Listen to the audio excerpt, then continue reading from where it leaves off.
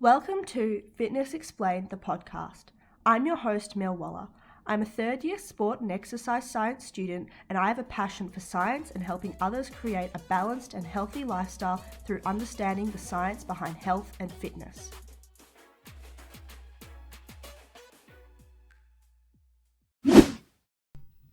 Hello everyone, welcome back to Fitness Explained, the podcast. I'm your host Mel Waller, and on today's episode 11, we are going to be talking about why I personally don't count my calories and I don't really track my micro or macronutrients either, and a little bit of, and also why you might want to track your macronutrients or calories. Anyway, that's a long title, but to put it shortly, why I don't count calories. But before we go into that, we're going to talk about the item, exercise, product, task, or food I've been enjoying recently or in the past week. This one isn't really like a health product or health promoting thing, but I guess it is in a certain way. Last 3 days, so today I plan on going and doing this later in the day, but the last 3 days I have been going for a walk in the botanical gardens. I think it's so fun.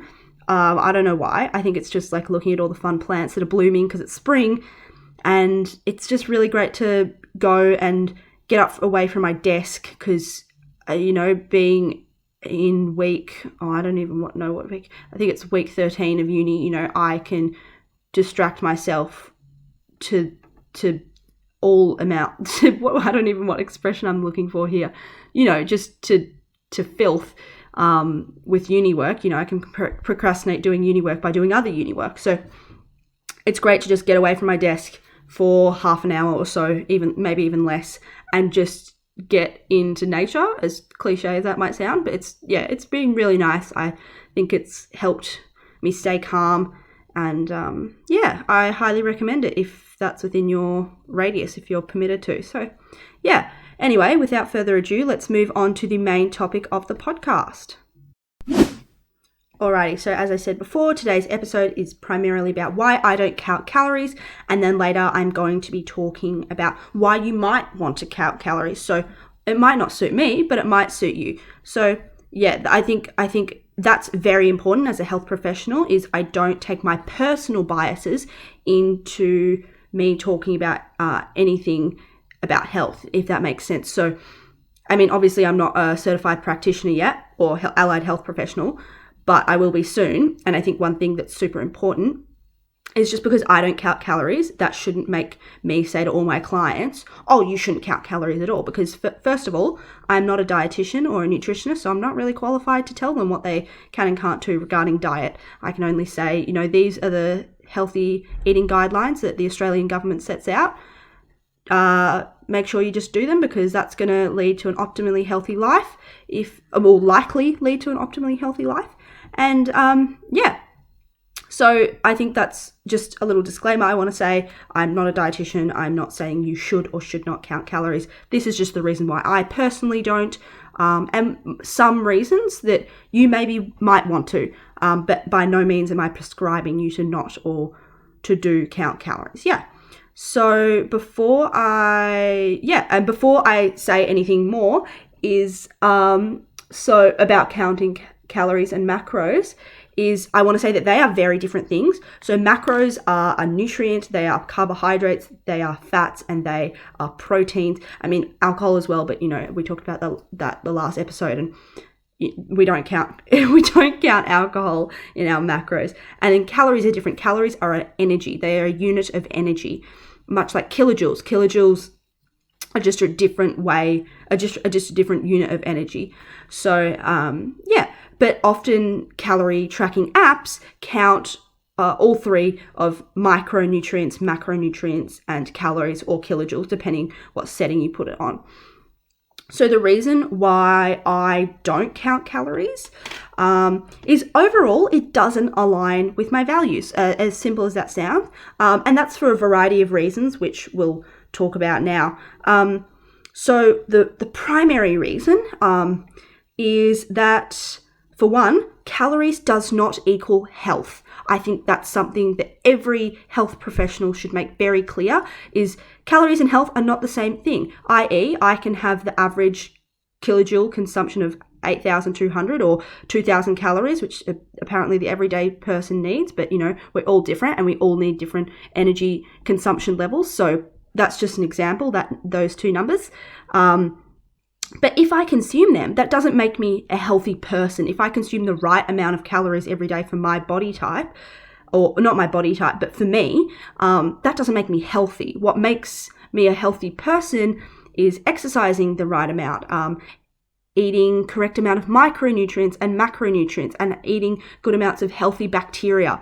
So, that's why I think, yes, to an extent, yes, eating the right amount of calories does contribute to health, because obviously if we're under or over eating calories, that does add to bad health. For example, if I'm significantly under eating or significantly overeating, that's probably going to lead to some to my poor health.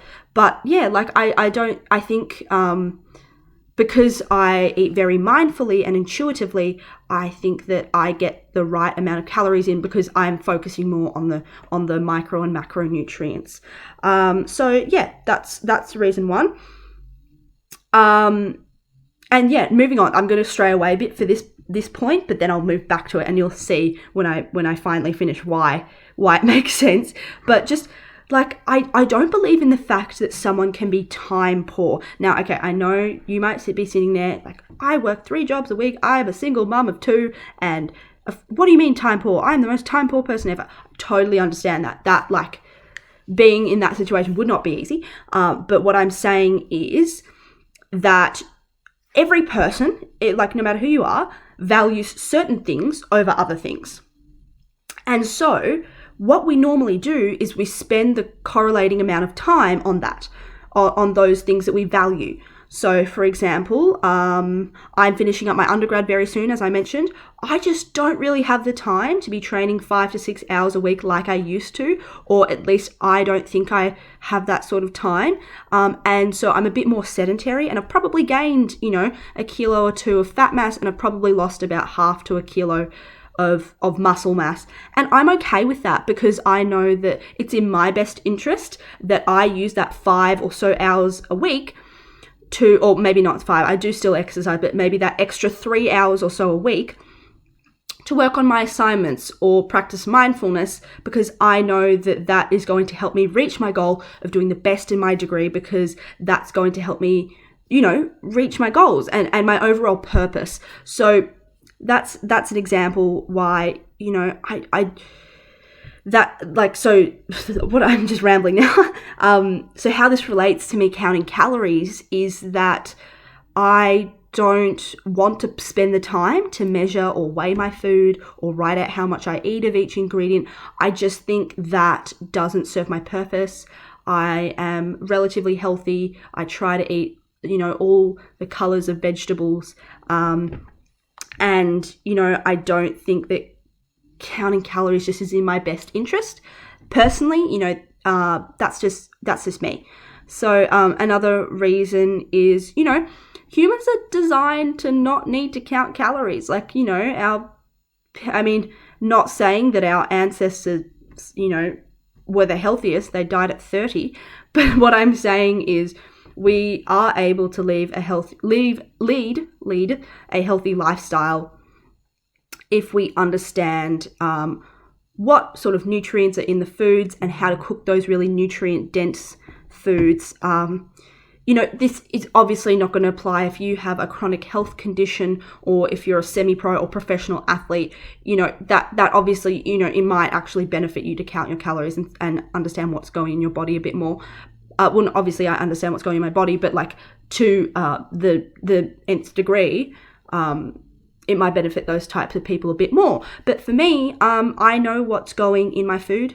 I know what it is because I try to buy really fresh, wholesome ingredients that are as minimally processed as possible. But obviously, I still eat yogurt that's processed because yogurt's nice and it's good for us. It's got good bacteria in it. It's got protein. It's got calcium, all those sort of great ingredients and micronutrients and macronutrients. But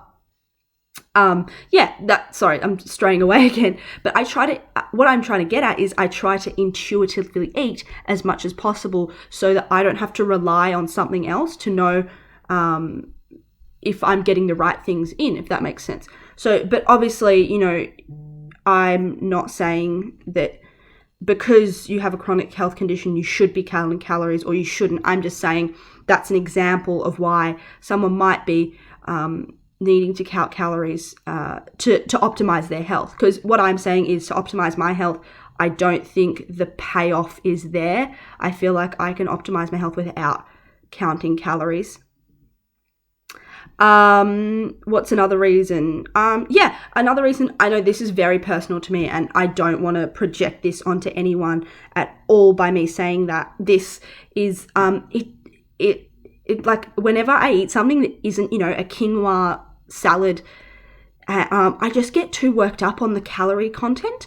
So basically, I just feel guilty if something's over 1,000 calories, even though I know that's totally stupid and I shouldn't feel that way. What I eat is not equivalent to my worth by any means, but I just prefer to know that I'm getting my micronutrients because I'm eating the vegetables and fruits and foods and whole foods that my dietitian recommends. That's another reason why I don't count calories. I've seen a dietitian, I know what I should and shouldn't be eating. So anyway, what was I going on about before? I was saying, like, I just feel a little bit guilty if I know, say I'm treating, what am I doing? Like, if I'm going to eat a cake, like, I just feel like I will feel guilty if I record that in, and I don't want to feel guilty about how I eat. Like, I don't want to associate emotion with eating because, eating something we deserve, it's how we stay alive. So I think associating emotion with food isn't a very healthy thing to do. And I associate the emotion of guilt if I eat something that's quite calorific and low in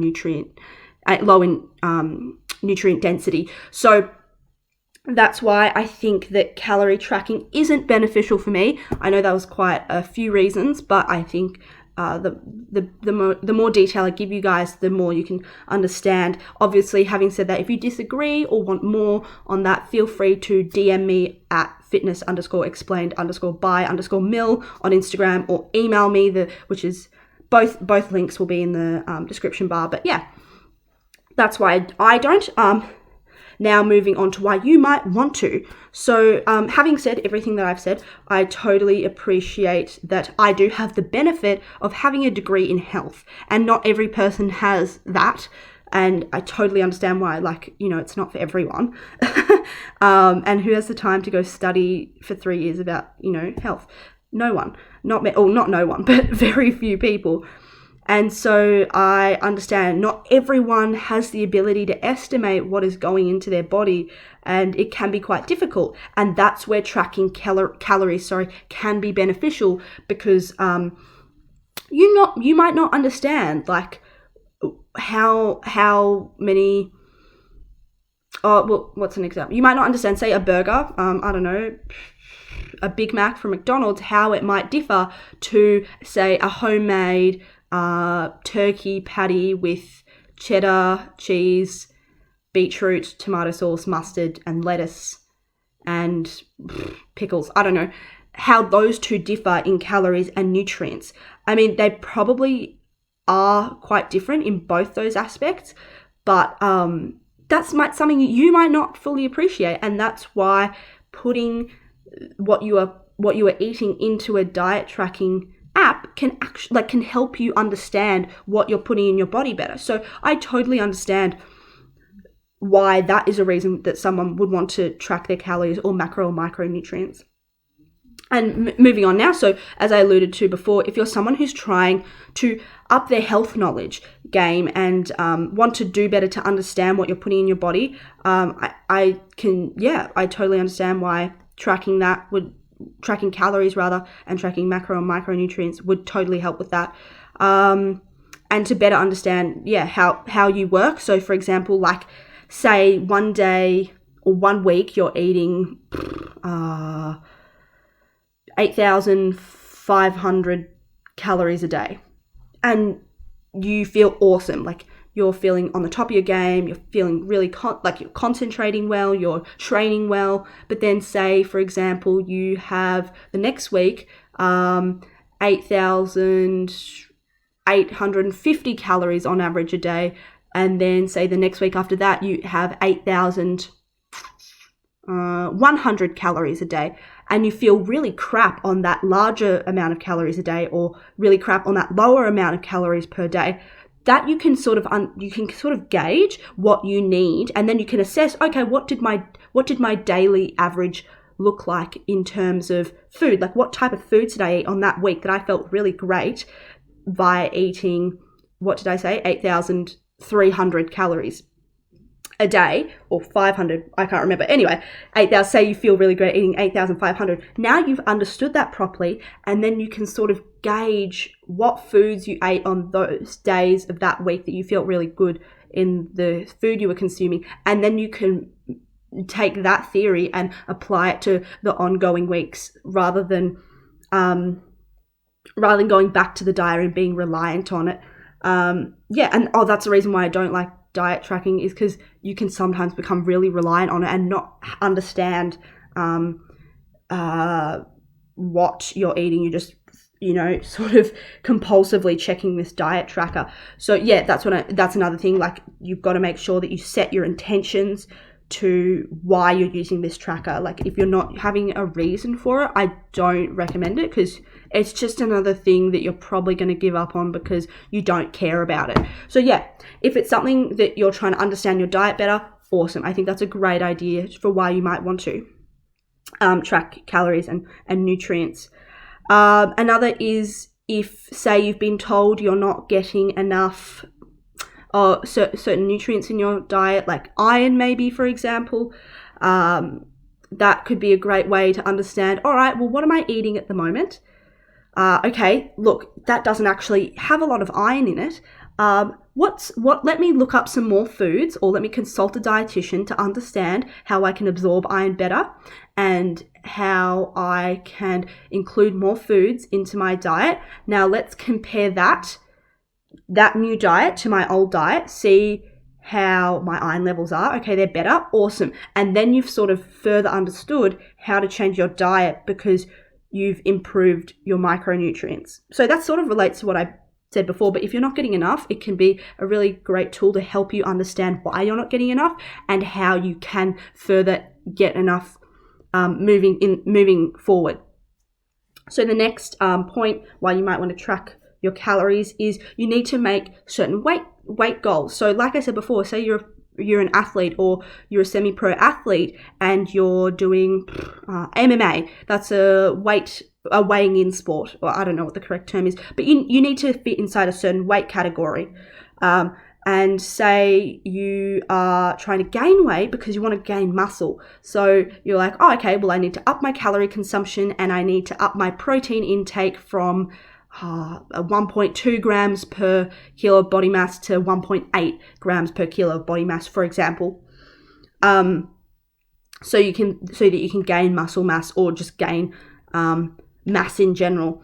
Another reason why you might want to count calories is if you're a mindless eater. Like, if you're just someone that will hop up from their desk a few times a day and just randomly pick stuff from the pantry or the work kitchen or your desk drawer, and you're just randomly eating stuff and not thinking about what you're putting in your body, I think that can be a great reason to sort of understand not why or when you're eating these things. So maybe make a correlation as to, because normally these diet trackers, you put in what time you eat everything too. So that can be really great for those sort of things. If you don't understand when you're eating and why you're eating certain things. So say you've noticed that at 10:30 every day, you're having this bag of chips. Okay, well, why? Is it because you're not having a nutrient-dense breakfast? Is it because you're not getting enough sleep, so you're craving more junk food? Is it because you just really like potato chips and you're not good at rationing them? Is it because like it could be a magnitude of reasons, but a diet tracker can be a way to further understand why you might be doing the certain food consumption habits that you are doing. And my last reason why you might want to have a diet diary or count your calories is because it keeps you accountable. So say you are someone that's quite overweight, morbidly obese for your personal well-being, and say you're 300 kilos and your aim is to get to 130. I don't know. That's say you're really, just really tall, muscular, big built person. Say you're 300, you want to go down to 130 or whatever I said before. It can keep you accountable. So you should, like, if you are trying to lose that much weight, you should definitely be speaking. If you want to lose any weight in general, you should be consulting both two sort of health professionals. One is an exercise-based health professional, and one is a dietary-based health professional. Both of which need to be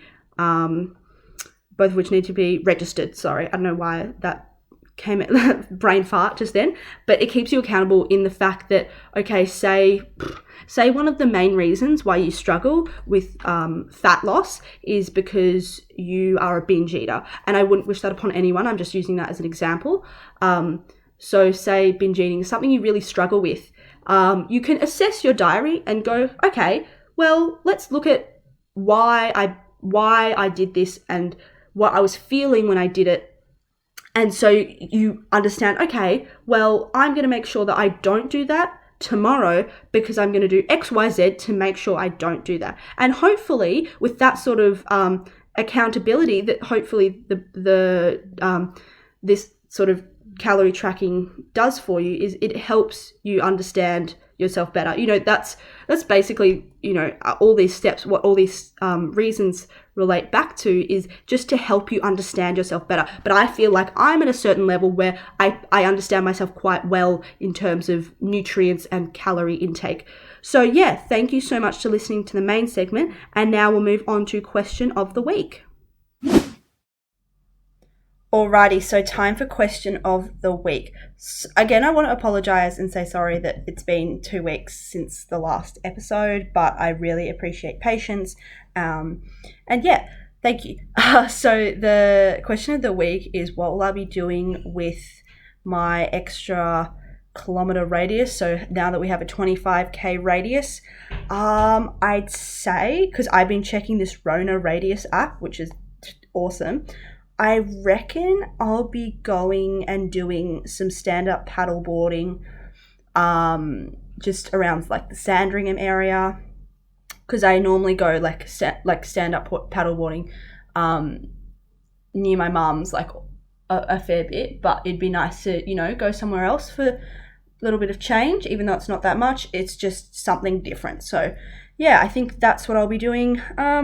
Looking by the app, I mean, at least uni is within this 25k radius, not that I'll need to be going for much else except for this one assessment I have. But yeah, that's pretty good that it's nearby. And yeah, that's pretty basic, I know, just going for a stand-up paddleboard. But yeah, I've got everything nearby me where I live, so I don't really need to leave much more than a 5k radius. So I'm excited for that, just getting active. Maybe I'll try going for a bike ride somewhere new, somewhere a bit different. But yeah, thank you so much for listening and have an awesome week. Thank you so much for tuning into today's episode. I really appreciate it. Before disclaimers, I'd like to acknowledge the Wurundjeri people, who are the traditional custodians of the land on which this podcast is recorded. I would like to pay respect to elders both past, present and future of the Kulin Nation, and extend that respect to other Indigenous Australians present/listening to this podcast. If you could please give us a follow on Instagram, I would greatly appreciate it, at fitness_explained_by_mil on Instagram. Follow us on Spotify. If you are listening on Spotify, you can just press the follow button. And if you're listening on YouTube, please like, comment and subscribe and click the bell notification button. And if you are listening on SoundCloud, I would greatly appreciate it if you liked and subscribe. If I've used any references, I will note them in the description bar / comments. Please note that this podcast is a platform that is general in nature and not tailored to your specific needs. If you are struggling with your mental or physical health and well-being, please seek help from a professional medical advisor, such as a registered psychologist, registered and qualified dietitian, registered GP, registered exercise scientist or physiologist. Have a great day, and we'll see you next time.